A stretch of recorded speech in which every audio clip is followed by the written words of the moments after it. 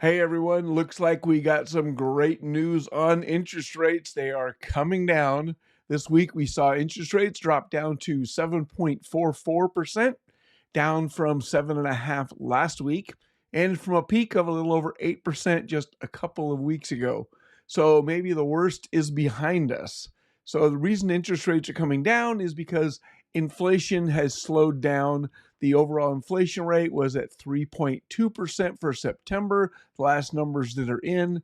And with the fact that rents went up 6.7% in September, it's looking like the actual inflation rate is pretty close to 2%. That is what the Federal Reserve's target is. And if that's where we're at, the Fed may find themselves needing to lower interest rates in order to keep the economy moving along, because we don't want to overshoot and end up in a recession or worse. So the bond market already appears to be acting as if the Fed is going to lower interest rates.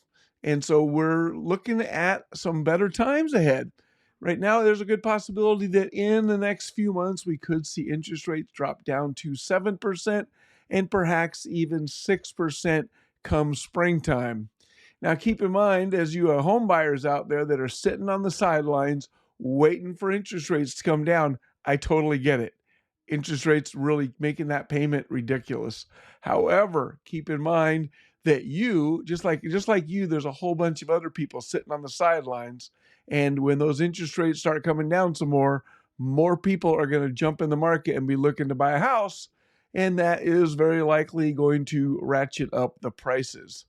So, and I don't know whether we're going to see more inventory as interest rates come down. We are going to see a few more home sellers who may decide that, okay, they're ready to sell so they can move because they're going to have to buy with that higher interest rate, but at least it's getting more reasonable than the 8% we've been seeing recently.